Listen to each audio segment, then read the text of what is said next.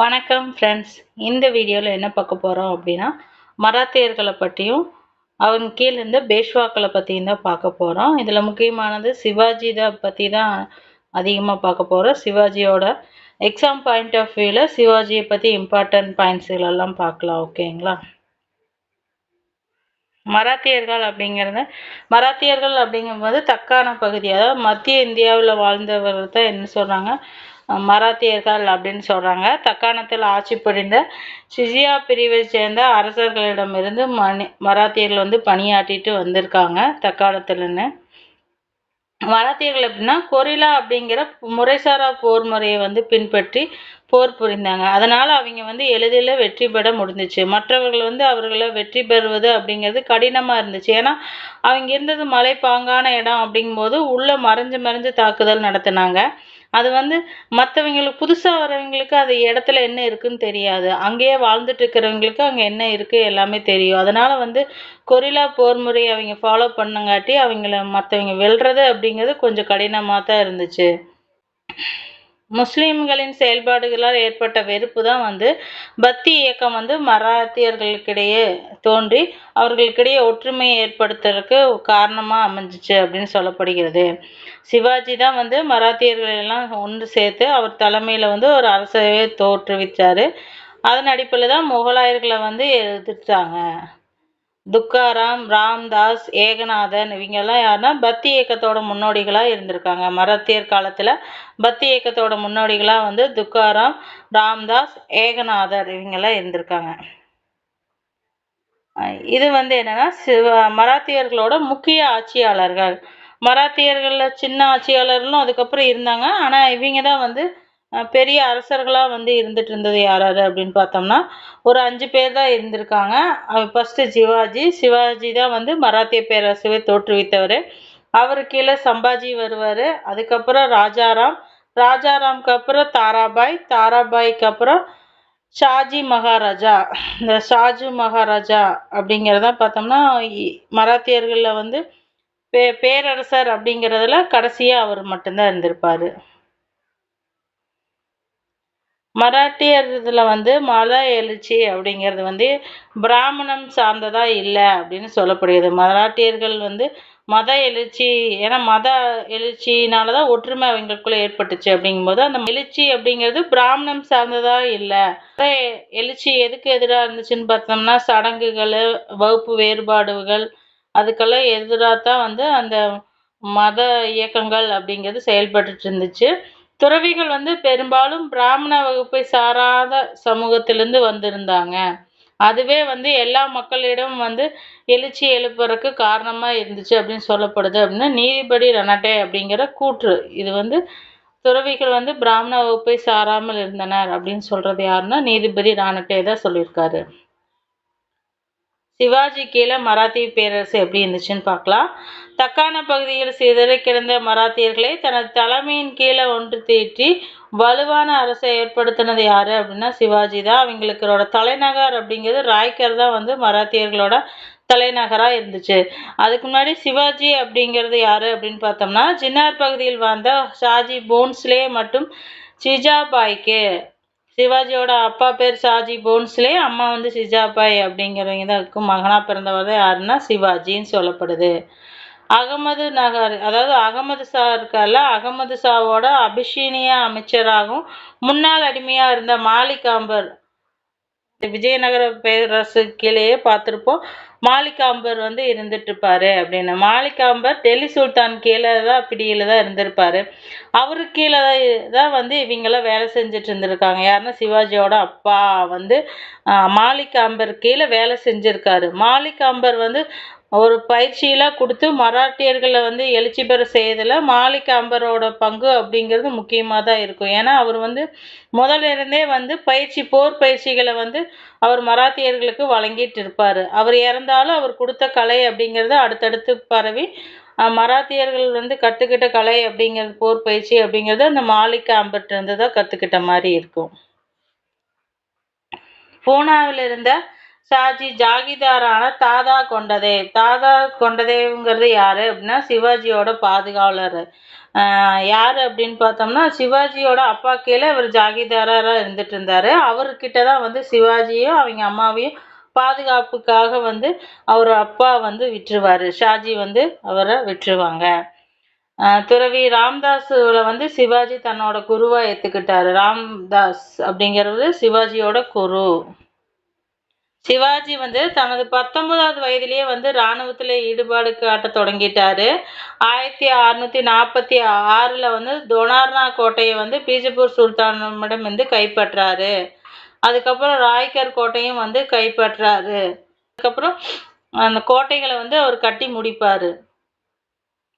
1647ல் தாதாஜி கொண்டதேவ் வந்து இறந்துடுறாரு. தாதாஜி கொண்டதேவ் வந்து சிவாஜியோட அப்பா கீழே இருந்த ஜாகிதாரி அப்படிங்கும்போது அவர் இறந்ததுக்கப்புறம் அவர் வகித்துட்டு இருந்த பொறுப்பை வந்து சிவாஜி ஏற்றுக்கிறாரு. சிவாஜி வந்து இந்த இடத்துல ஜாகிதாராக வந்து மாறிடுறாரு. பீஜப்பூர் சுல்தான் வந்து சிவாஜியின் தந்தையை வந்து சிறையில் எடுத்துறாரு. அதாவது பீஜப்பூர் சுல்தான் வந்து சிவாஜியோட தந்தையை அவமானப்படுத்தணும் அப்படிங்கறதுக்காகவே வந்து அவர் சிறையில் அடைச்சிடுவாரு. சிறையில் அடைச்சதுக்கப்புறம் என்ன பண்ணுவாரு அப்படின்னா சிவாஜி கிட்ட இந்த மாதிரி கோரிக்கை வைப்பாரு. சிவாஜி எங்க அப்பாவை விடுதலை பண்ணு அப்படிங்கும்போது பீஜப்பூர் சுல்தான் வந்து சில கோரிக்கைகளை வந்து வைக்கிறாரு. அதுக்கு வந்து சிவாஜி சரி அப்படின்னு சொன்னதுக்கப்புறம் சிவாஜியோட அப்பாவை வந்து விடுதலை பண்ணிடுவாங்க. அதாவது 1649ல் சில நிபந்தனைகளின் அடிப்படையில் வந்து பீஜப்பூர் சுல்தான் வந்து ஷாஜியை வந்து விடுதலை செய்கிறாரு. 1649 முதல் 1655 வரை 49ல் அதாவது 6 ஆண்டுகள் வந்து சிவாஜி வந்து இராணுவ செயல்பாடுகளில் ஈடுபடாமல் விலகி இருக்கிறாரு. 6 ஆண்டுகள் வந்து அவர் அமைதியாக வந்து இருந்துட்டு அவரோட இதை கட்டமைப்புறதில் மட்டும் கவனம் செலுத்திட்டு இருந்திருக்காரு. இராணுவ செயல்பாடுகளில் ஈடுபடலை. 1656ல் முதல் சிவாஜி வந்து இராணுவ செயல்பாடுகளில் ஈடுபட தொடங்கிட்டார். 1556லேருந்து இராணுவ செயல்பாடுகளில் ஈடுபடாத இராணுவ செயல்பாடுகள் அப்படின்னா போர் தொடுக்கிறது, கோட்டைகளை கைப்பற்றுறது, பகுதிகளில் போய் கைப்பற்றுறது, இதெல்லாம் தான் இராணுவ செயல்பாடுகள். பிரதாப்கர் அப்படிங்கிற புதிய கோட்டையை வந்து சிவாஜி கட்டியிருக்காரு. பீஜப்பூருக்கு எதிரான மோதல். பீஜப்பூர் சுல்தானோட சிவாஜி வந்து மோதல் போக்கையே தான் கைப்பற்றிட்டு இருப்பாரு. 1657ல் பிடார், கல்யாணி, புரந்தர் ஆகியவற்றெல்லாம் வந்து அவுரங்கசீப் கைப்பற்றிட்டாரு. பிடாரு, கல்யாணி, புரந்தரையெல்லாம் அவுரங்கசீப் வந்து 1657ல் கைப்பற்றாரு. அப்போ அந்த இடத்துக்கு ஆளுநராக வந்து அவுரங்கசீப்பு நியமிக்கப்பட்டிருப்பாரு. பீஜப்பூர் சுல்தான் சிவாஜியும் அவுரங்கசீப்புடன் சமரசம் செய்ய வேண்டிய நிலை ஏற்பட்டுருச்சு. ஏன்னா முக்கியமான பகுதிகளை வந்து அவுரங்கசீப் கைப்பற்றிட்டாரு. அதனால பீஜப்பூர் சுல்தானும் சிவாஜியும் சேர்ந்து அவுரங்கசீப்போட சமாதானம் செய்ய வேண்டிய நிலை தான் அவங்களுக்கு வந்திருக்கு. அவுரங்கசீப் என்ன பண்ணிட்டாருன்னா ஷாஜகான் இறந்துருவாரு. ஷாஜகான் இறந்ததுக்கு அப்புறம் அங்க வாரிசுரிமை போர் வரும். 4 மகன்கள் இருப்பாங்க ஷாஜகானுக்கு. அவுரங்கசீப் வந்து அந்த மீதி 3 பேர்த்தையும் வென்றுட்டு தான் வந்து அரியணை ஏறுவார். அதனால ஆட்சியை கைப்பற்றக்கு வந்து அவுரங்கசீப் வந்து டெல்லி போயிடுவார். அதுக்கு முன்னாடி அவுரங்கசீப் வந்து தக்காணத்தோட ஆளுநராக தான் இருப்பார். அது ஷாஜகான் வந்து அவங்கள ஆளுநராக தான் நியமிச்சிருப்பார். அவர் 18 வயசுலேயே வந்து தக்கான ஆளுநராக வந்து ஷாஜகான் வந்து அவுரங்கசீப்பை நியமிச்சிருப்பார். அப்போ ஆட்சியை கைப்பற்றக்காக அவுரங்கசீப் அங்கே போயிட்டாரு. அங்கே அவுரங்கசீப் போனங்காட்டி தக்காணத்தில் வந்து ஆள் இல்லாதனால சிவாஜி கொங்கணம் மீது போர் தொடுத்து கல்யாண, பிவாண்டி, மகுலி கோட்டைகளெல்லாம் வந்து கைப்பற்றுறாரு. ஏன்னா அவுரங்கசீப்பு டெல்லி போயிட்டாரு, இங்கே தக்காணத்தில் ஆளுகள் இல்லாதனால. பீஜப்பூர் சுல்தான் வந்து என்ன பண்ணுறாரு அப்படின்னா அப்சல் கான். பீஜப்பூர் சுல்தானா அப்போ யார் இருக்காருன்னா அப்சல் கான் இருக்காரு. அவர் என்ன முடிவு பண்ணுறாருன்னா ஒரு பெரும்படையினும் போய் சிவாஜியை வந்து தாக்கறதுக்காக முடிவு செய்கிறாரு. ஏன்னா எல்லா கோட்டையும் கைப்பற்றிட்டு இருக்கிறங்காட்டி அங்கே போட்டி வரும்ல, பதவிக்கான போட்டி, யார் பெரியவர் அப்படிங்கிற போட்டி வரும்போது பீஜப்பூர் சுல்தான் வந்து சிவாஜியை ஒடுக்கணும் அப்படிங்கிறதுக்காக பெரும்படையில போய் சிவாஜியை தாக்கலாம் அப்படின்னு சொல்லி முடிவு பண்ணுறாரு. அந்த நேரத்தில் என்ன சொல்லிட்டு போறாருன்னா மலையில் ஒளிந்து கொண்டு இருக்கிற எலியை போய் சங்கிலி கட்டி இழுத்துட்டு வருவேன் அப்படின்னு சொல்லி சூளுரிச்சிட்டு போறாரு. யாரு அப்படின்னா அப்சல் கான். பீஜப்பூர் சுல்தான் தான் வந்து இந்த வார்த்தையை சொல்றாரு. அப்சல் கான் சொல்லிட்டு போய் அவரே வந்து நேரடியாக போர்க்களத்தில் தலைமை தாங்குறாரு. அந்த போர் அப்படிங்கிறது வந்து 1 வருஷத்துக்கு நீண்டுச்சு. அதுல வெற்றி அப்படிங்கிறது பார்த்தீங்கன்னா, யாருக்குமே இல்ல. ஏன்னா, அது தொடர்ந்து நீடிட்டே தான் இருந்துச்சு. சிவாஜிய வந்து அவர் கண்ட்ரோலுக்கே கொண்டு வர முடியல. இறுதியில என்ன பண்றாங்க அப்படின்னு பார்த்தோம்னா, சிவாஜி கைப்பற்றினார்ல அந்த பகுதிகள்ல தங்கள் ஆளுகைக்கு கீழ உள்ள பகுதிகளின் ஆட்சியாளரா வந்து அங்கீகரிச்சுட்டாரு. யாருன்னா பீஜப்பூர் சுல்தான் வந்து சிவாஜிய ஆட்சியாளரா அங்கீகரிக்கிறாங்க. ஏன்னா, அவங்கனால சிவாஜிய கண்ட்ரோல் பண்ண முடியல அதனால. அடுத்து பார்த்தோம்னா சேஷ்டா கான். சேஷ்டா கான் அப்படிங்கிறவரு யாரு அப்படின்னா, அவுரங்கசீப் வந்து அவுரங்கசீப்பால நியமிக்கப்படும் தக்கான ஆளுநர் தான் யாரு அப்படின்னா சேஷ்டா கான். ஏன்னா, இப்ப அவுரங்கசீப் தான் வந்து டெல்லியில வந்து ஆட்சியில இருக்கிறாரு. அவருக்கு கீழ தான் வந்து முகலாய பேரரசு இருக்கும். அப்ப தக்காணத்த கண்ட்ரோல் பண்ணணும் அப்படின்னும், அவுரங்கசீப் வந்து யார அனுப்புறாங்க? சேஷ்டா கான். முக்கியமா வந்து சிவாஜிய கண்ட்ரோல் பண்ணணும். அவர எழுச்சிய கட்டுப்படுத்தணுங்கிறதுக்காகவே சேஷ்டா கான அவுரங்கசீப் அனுப்புவாரு. சிவாஜி என்ன பண்ணுமான்னா, தந்திரமா வந்து 400 வீரர்கள் கூட ஒரு திருமண நிகழ்ச்சியில போய் கலந்துக்கிட்டு, வேஷம் போட்டு போய், அங்க கலகத்த வந்து உண்டு பண்ணிருவாங்க. சேஷ்டா கானால அத கட்டுப்படுத்தவே முடியாது. அதனால அவர் தோல்வி அடைவாரு.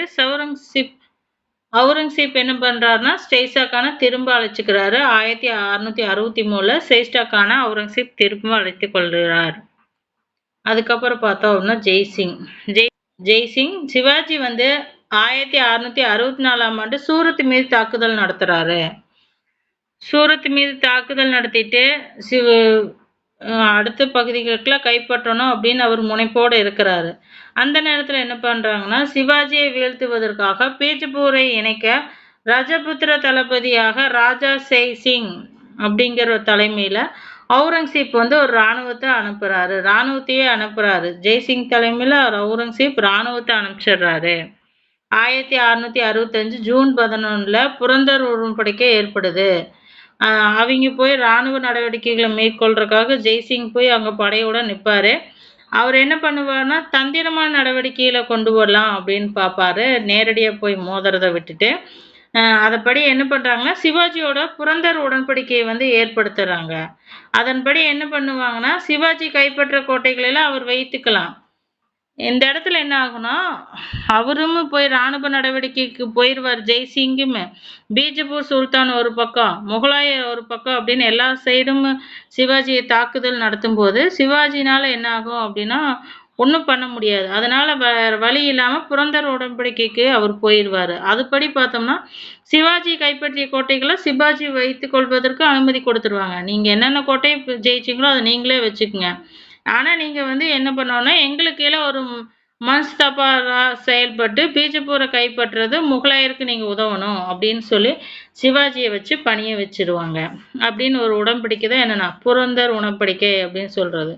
முகலாயருக்கு வந்து உதவணும் பீஜப்பூர கைப்பற்றக்கு. அதுக்காக கொண்டு வந்தது இந்த புரந்தர் உடன்படிக்கை.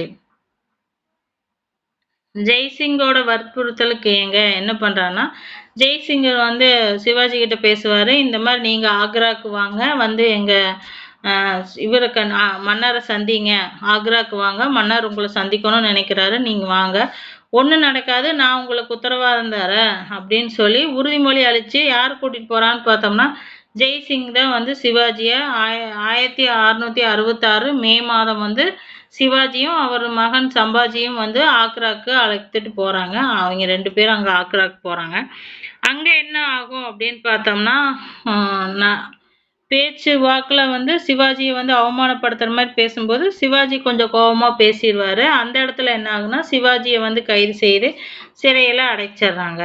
சிறையில அடைச்சோனையுமே வந்து சிவாஜியும், சம்பாஜி 2 பேத்தையுமே கைது செஞ்சிருவாங்க. சிறையில் அடைச்சோன்னே சிவாஜி வந்து பழக்குடையில ஒன்றுல ஒளிஞ்சு தப்பிச்சு வந்துருவாரு. சிவாஜி பழக்குடையில ஒளிஞ்சு தப்பிச்சு வந்துருவாரு. 1666 முதல் தீவிர போர்க்கொள்கையை வந்து சிவாஜி கடைபிடித்திருக்காரு. ராஜா ஜஸ்வந்த் சிங் வந்து சிவாஜியுடன் நட்புறவு பாராட்டி இருக்காங்க. மன்ஸ்தப்தார் வந்து 5000 என்ற படைநிலையில் சம்பாஜியை வந்து நியமிக்கப்பட்டிருக்காரு. மன்ஸ்தப்தாராக வந்து சிவாஜியோட மகன் சம்பாஜியை வந்து நியமிச்சிடறாங்க. ராஜா ஜஸ்வந்துடன் சிவாஜி நட்புறவுல இருந்திருக்காரு. பிரார்ல வந்து சிவாஜிக்கு முன்னர் வழங்கப்பட்ட ஜாகிதார் நிலங்களை வந்து ஒரு பகுதியை அவுரங்கசீப் வந்து மீண்டும் எடுத்துக்கொள்றாரு. இதனால வந்து கோபம் அடைஞ்ச சிவாஜி என்ன பண்றாரு அப்படின்னா, 1670ல சூரத் துறைமுகத்தை வந்து ஒரு பகுதியை கைப்பற்றாரு. அது சூரத்திலிருந்து 4ல் ஒரு பங்கு வந்து சவுத் வரியை வந்து மராத்தியர்கள் வந்து பெற்றிருக்காங்க. ஏன்னா அந்த துறைமுக பகுதியை வந்து சிவாஜி கைப்பற்றதுனால 4ல் ஒரு பங்கு வசூலிக்கப்படும் சவுத் வரியை வந்து அவங்க பெற்றிருக்காங்க மராத்தியர்கள். அரியணை ஏறுறது 1674 ஜூன் 6ஆம் தேதியில வந்து சிவாஜி வந்து ராய்கர் கோட்டையில வேத முறைப்படி வேதங்கள் முழங்க அரியணை ஏறினாரு. அது என்ன பேருடன் அரியணை ஏறினார்னா சத்ரபதி அப்படிங்கிற பட்டத்தை சூட்டிக்கொண்டு அரியணை ஏறாரு. சத்ரபதினா என்னது? Supreme king. சத்ரபதி என்றால் சுப்ரீம் கிங் அப்படின்னு பொருள். 1677 தனது வெற்றிகளை வந்து துவங்கிறாரு. வரிசையா எல்லா பகுதியுமே வந்து கைப்பற்றிட்டே வராரு. செஞ்சி வேலூர் பகுதிகளெல்லாம் கைப்பற்றிறாரு தமிழ்நாட்டில். அந்த பகுதியில் வந்து சகோதர உறவினான வெங்கோச்சி அப்படிங்கிறவரை தஞ்சாவூரை நியமிக்குமாறு சிவாஜி பணிக்கிறாரு. அவரும் வந்து நீ இந்த தஞ்சாவூரை நீ தான் ஆட்சி செய்யணும் அப்படின்னு சிவாஜி சொல்லும்போது அவர் சரி நம்ம சகோதரர் சொல்லிட்டாரே அப்படின்ட்டு வெங்கோச்சியும் சரின்னு சொல்லிட்டு அவர் தஞ்சாவூரை வந்து நிர்வகிச்சுட்டு வராரு. சிவாஜி வந்து தனது 53வது வயதுல வந்து காலம் மாறாரு. அதாவது 1680 வந்து சிவாஜி அப்படிங்கிற காலம் ஆயிடுறாரு. சம்பாஜி பார்த்தோம் அப்படின்னா 1680 டு 89. சம்பாஜி வந்து ஒரு 9 ஆண்டுகள் தான் வந்து இருப்பாரு. அவர் என்ன பண்ணிடுவார்னா இறுதி காலங்களில் சிவாஜிக்கு வந்து சப்போர்ட்டா இல்லாம முகலாய படையுடன் வந்து அவர் சேர்ந்துடுறாரு. முகலாய படையினா அவுரங்கசீப்புக்கு ஆப்போசிட்டா இருப்பார் அவர் மன்னன் 2ஆம் அக்பர். அவருக்கு ஆதரவா இவர் செயல்பட்டு இருப்பார். அதனாலயே வந்து சம்பாஜி வந்து அவுரங்கசீப்பால வந்து கொல்லப்படுவாரு. நேரட்டா அவுரங்கசீப் கொல்ல மாட்டாரு. முகலாய பிரபு மூலமா அவர் கொல்லப்பட்டுருவாரு. சிவாஜியோட மூத்த மகன் தான் யாருன்னா சம்பாஜி. அவர் வாரிசு போர்ல சிவாஜியோட இளைய மகன் இருக்கார் ராஜாராம தோக்கடிச்சுட்டா சம்பாஜி அரியணைக்கு ஏறாரு. அவுரங்கசீப்போட கலாக்கார மகன் இருக்கார்ல 2ஆம் அக்பருக்கு வந்து பாதுகாப்பையும் ஆதரவையும் யாரு வழங்குறாருன்னா சம்பாஜி. அவர் சிவாஜியோட இறுதி காலத்துலயும் கூட சிவாஜிக்கு சப்போர்ட் பண்ணாம இந்த இடத்துல முகலாயரோட சப்போர்ட் பண்றதுக்கு சம்பாஜி போயிருவாங்க. சம்பாஜி என்ன பண்றாங்கன்னா இறுதியில் சங்கமேஸ்வரம் அப்படிங்கிற இடத்துல முகலாய படை வந்து 1689 சம்பாஜியை வந்து சிறைபிடித்து கொள்றாங்க.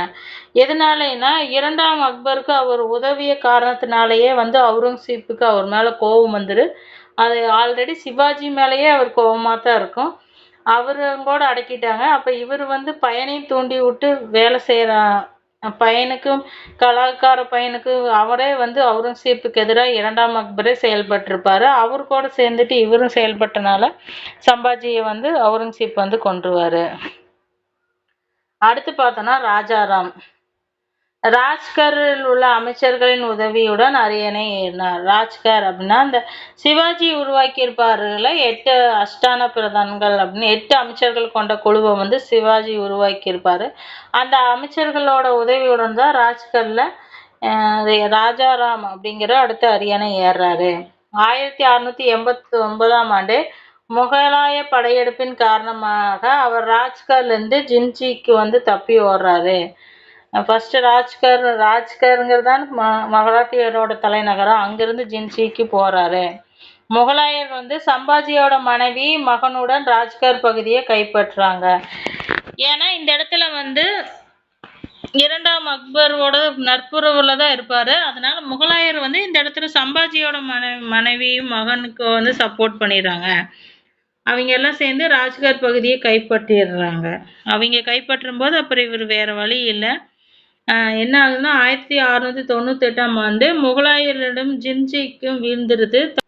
அந்த பகுதியை கைப்பற்றிறாரு. ஏதாவது இவர் ராஜ்கர்லேருந்து ஜின்ஜிக்கு போயிடுறாரு. அங்கேயும் முகலாயர் கைப்பற்றினதுக்கு அதுக்கப்புறம் இவர் ராஜாராம் வந்து இறந்துடுறாரு.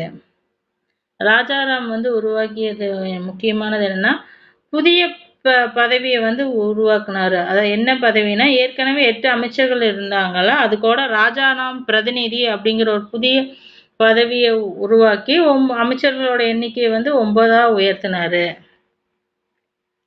அடுத்து பார்த்தோம்னா தாராபாய். தாராபாய் யாரு அப்படின்னா ராஜாராமுக்கு பிறகு அவரோட மகன் 2வது ஜிவாஜியோட பெயர்ல தாராபாய் வந்து அரியணை ஏறுறாங்க. ராஜாராமோட மனைவி தான் யாரு அப்படின்னா தாராபாய். அவரோட குழந்தையா இருப்பாங்க. அந்த குழந்தையோட பேர்ல அரியணை ஏறுவாங்க. ஏன்னா பெயரளவுல தான் குழந்தையோட பேரும், உண்மையான ஆட்சியாளரா வந்து தாராபாய் இருக்கலாம் அப்படிங்கிறதுல ஏறுவாங்க. 50,000 வீரர்கள் அடங்கிய குதிரைப்படை, காலாள் படைகளை வந்து ஹைதராபாத்திற்கு எதிராக போர் தொடுக்கறதுக்காக அனுப்பி வைக்கிறாங்க. மசூலிப்பட்டினம் துறைமுகத்துல வந்து வர்த்தகம் பல ஆண்டுகளா வந்து பாதிக்கப்படும். ஹைதராபாத்துக்கு அனுப்பி வைப்பாங்க. படைகள் போய் பெரும் சேதத்தை வந்து ஏற்படுத்திடும். அந்த சேதத்தினால மசூலிப்பட்டினம் துறைமுகத்துல பல ஆண்டுகள் வந்து வர்த்தகம் பாதிக்கப்பட்டுச்சு அப்படின்னு சொல்லப்படுகிறது. யார் அனுப்பின படை அப்படின்னு பார்த்தோம்னா தாராபாய் அனுப்பின படை. தாராபாய்க்கு அப்புறம் ஷாகி வராப்புல. 1707 வந்து அவுரங்கசீப்போட மரணத்துக்கு பிறகு, அவுரங்கசீப் வந்து மரணத்துக்கு அப்புறம் தான் சம்பாஜியோட மகன் ஷாகி வந்து அரியணை ஏறுறாரு. சம்பாஜியோட மகன் அப்படிங்கும்போது இந்த இடத்துல என்னது, சிவாஜியோட பேரன்.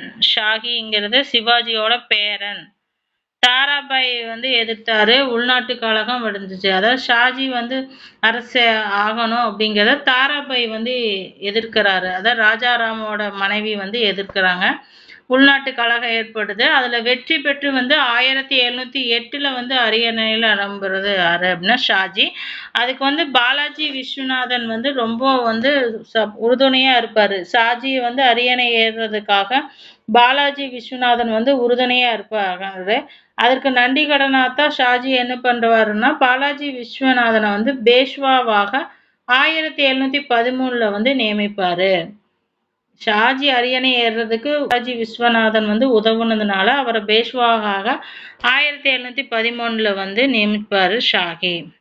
பூனாவில் இருந்த பேஷ்வா ஆட்சி செய்ய தொடங்கினார்கள். பூனாவிலிருந்து பூனாவோட தலைநகராக கொண்டு பேஷ்வா ஆட்சி செய்யறதுக்கு தொடங்கியிருக்காங்க.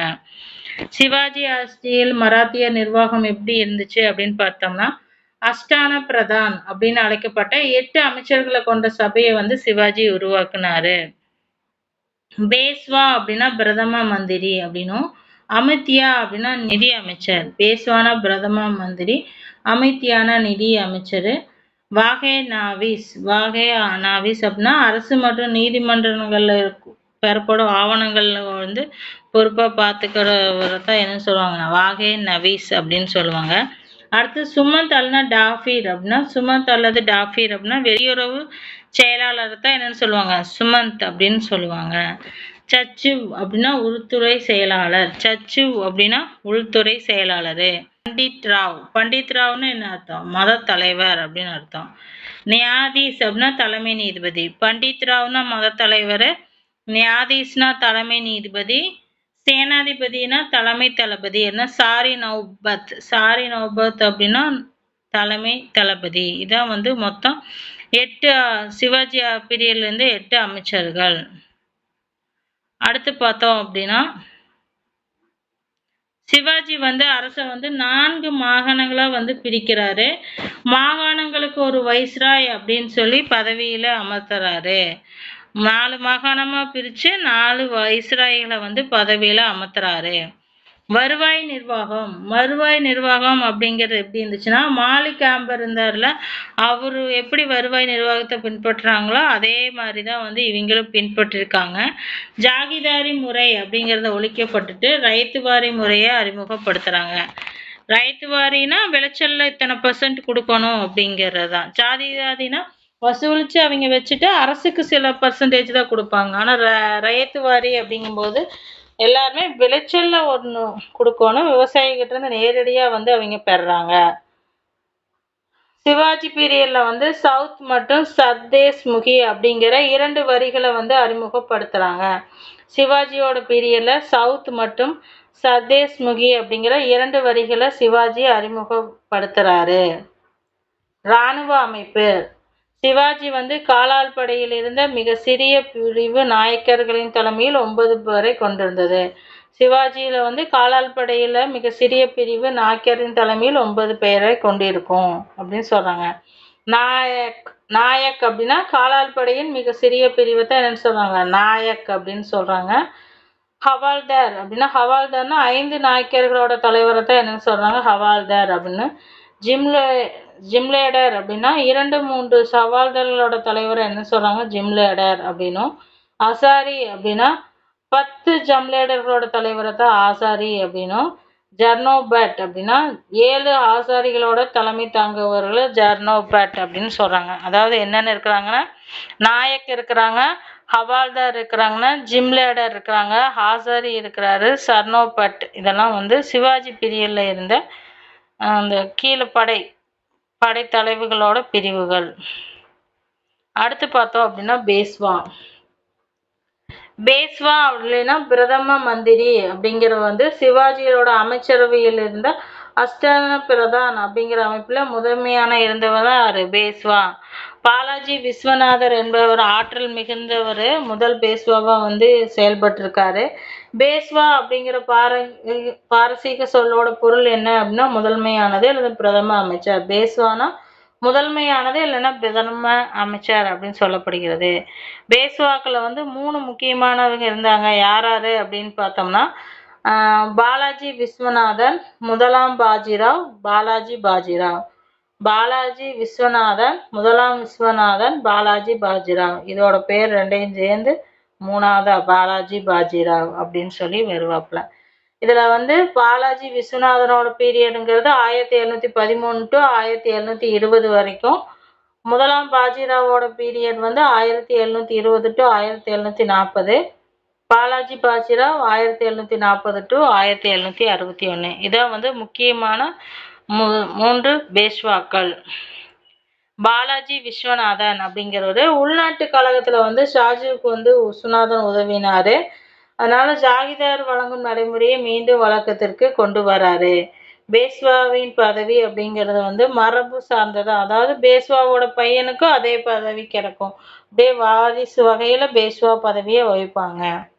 அடுத்து பார்த்தோம்னா முதலாம் பாஜிராவ். முதலாம் பாஜிராவ் அப்படிங்கிறது பாலாஜி விஸ்வநாதனோட பையன்தான்.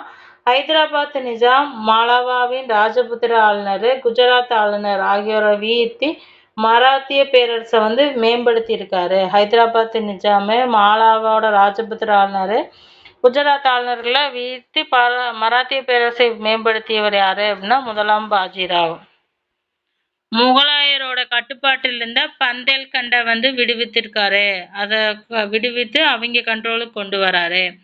பேஸ்வாவுக்கு சிம்ம சொப்பனமாக விளங்கிய, இவங்களுக்குலாம் பேஸ்வாக்களுக்கு கூட கலகம் பண்ணிட்டு சிம்ம சொப்பனமா விளங்கிட்டு இருந்தவரை 1731 பரோடா அருகே கொண்டிருக்காரு. யாரு அப்படின்னா இவர் தான் முதலாம் பாஜிராவ் தான் கொண்டிருக்காரு.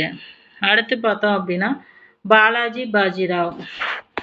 பாலாஜி பாஜிராவ் வந்து முதலாம் பாஜிராவ் பின்னு பாலாஜி பாஜிராவ் வந்து பேஸ்மா ஆயிருக்காரு. நானா சாஹிப் அப்படின்னு அழைக்கப்பட்டவர். நானா சாஹிப்னு அழைக்கப்பட்டவர் யாருன்னா பாலாஜி பாஜிராவ். உத்கீர் போர். உத்கீர் போர் வந்து 1760 உத்கீர் போர் ஏற்படுது. 1748 நிஜாம் அசப் ஷாவோட மறைவுக்கு பின்னாடி வாரிசு போட்டி வந்துடுது. நிசாமோட மூத்த மகன் வந்து பேஸ்வாவுக்கு ஆதரவா இருக்கிறாங்க. சதாசிவராவ் தலைமையில வந்து பேஸ்வா அனுப்பிய இராணுவம் வந்து 1760 உத்கீர் போர்ல வந்து எதிரிகளை வீழ்த்தி இருக்கு. பீஜப்பூர் வந்து அவுரங்காபாத், தௌலதாபாத், அகமது நகர், பர்கான்பூர் எல்லாம் பேஸ்வா கைப்பற்றிட்டாங்க. பீஜப்பூர், அவுரங்காபாத், தௌலதாபாத், அகமது நகர், பர்கானாவையெல்லாம் பேஸ்வா கைப்பற்றிடுறாங்க. 3வது பானிபட் போர் வந்து பாலாஜி பாஜிராவுக்கும், அதாவது பாலாஜி பாஜிராவ் பீரியட்ல தான் நடக்கும் 3வது பானிபட் போர். 1761 3வது பானிபட் போர் நடக்குது. அந்த போர் முடிவில் வந்து மராத்தியருக்கும் முகலாயருக்கும் கிடைத்த மிகப்பெரிய தோல்வி இந்தியாவில் ஆங்கில அரசு கால் ஒன்றுக்கு வந்து வழிவகுத்துருச்சு. இதனோட விளைவுகள் என்னன்னு பார்த்தோம்னா மராத்தியர்கள் ராணுவம் முற்றிலுமே வந்து அடைந்து போயிருச்சு. பேஸ்வா மகன் விஸ்வாஸ் ராவ், சதாசிவராவ் எண்ணற்ற தளபதிகள்லாம் வந்து கொல்லப்பட்டுட்டாங்க. ஏன்னா அந்த இடத்துல ஆங்கிலேயர் ஆட்சி கால் ஊனப்பட்டுருச்சு. ஆங்கிலேய மராத்திய போர்கள் அப்படிங்கும்போது 3 மராத்திய போர்கள் வந்து ஏற்பட்டிருக்குது. ஆங்கிலேய மராத்திய போர்கள். முதலாவது போர் வந்து 1775 டு 1782, 1775 டு 1782. இரண்டாம் ஆங்கிலேய மராத்திய போர் வந்து 1803லேருந்து 1805 வரைக்கும். மூன்றாவது ஆங்கிலேய மராத்திய போர் வந்து 1817 டு 1818. முதலாம் ஆங்கிலேய மராத்திய போர் வந்து 1775 டு 1782. இதில் மேற்கொள்ளப்பட்ட முக்கிய உடன்படிக்கைகள் என்னென்ன அப்படின்னா சூரத் உடன்படிக்கை மேற்கொள்ளப்பட்டுச்சு, புரந்தர் உடன்படிக்கை, சால்பை உடன்படிக்கை. சூரத் உடன்படிக்கை வந்து 1775, புரந்தர் உடன்படிக்கை 1776, சால்பை உடன்படிக்கை 1782 ஏற்பட்டுச்சு. முதல் மராத்திய போர் அப்படிங்கிறது 1775லேருந்து 82 வரைக்கும் கிட்டத்தட்ட 7 ஆண்டுகள் நீடிச்சிருக்குது. இரு தரப்பும் வந்து ஒருவருக்கு ஒருவர் உதவி செய்யணும் அப்படின்னு ஒப்புதல் பண்ணப்பட்டுச்சு. மராத்தியர்களுக்கும் ஆங்கிலேயருக்கு இடையே 2 பேருமே வந்து ஒருவருக்கு ஒருவர் உதவி செய்யணும் அப்படின்னு போட்டிருக்காங்க. அடுத்து பார்த்தோம்னா இரண்டாம் ஆங்கிலேய மராத்திய போர் 1803 டு 1805, 2 ஆண்டுகள் தான் வந்து நடைபெற்றிருக்கு. இதில் என்னென்ன உடன்படிக்கை நிறைவேற்றப்பட்டுச்சு அப்படின்னா பாரிஸ் உடன்படிக்கை, சுர்ஜி அர்ஜுகான் உடன்படிக்கை, தியோகான் உடன்படிக்கை, ராஜ்காட் உடன்படிக்கையெல்லாம் வந்து இரண்டாவது ஆங்கிலேய மராத்திய போரில் ஏற்படுத்தப்பட்டுச்சு. மராத்தியர்களின் பகுதிகளை வந்து ஆங்கிலேயர் வந்து கைப்பற்றுறாங்க. இந்த உடன்படிக்கையின் மூலமாக மராத்தியர்களோட பகுதியெல்லாம் ஆங்கிலேயர் கைப்பற்றுறாங்க. மூணாவது ஆங்கிலேய மராத்திய போர் 1717 டு 1818, 1817 டு 1818. மராத்தியர்கள் ஆட்சி வந்து முற்றிலுமாக ஒழிக்கப்பட்டு ஆங்கில ஆட்சி அப்படிங்கிறது நிலைநாட்டப்பட்டுச்சு இந்த மூன்றாவது மராத்திய போரில். ஓகே, அடுத்து வந்து அப்ஜெக்டிவ் டைப் கொஸ்டின்ஸாக வந்து ரிவிஷன் பண்ணும்போது பார்க்கலாம். ஓகேங்களா?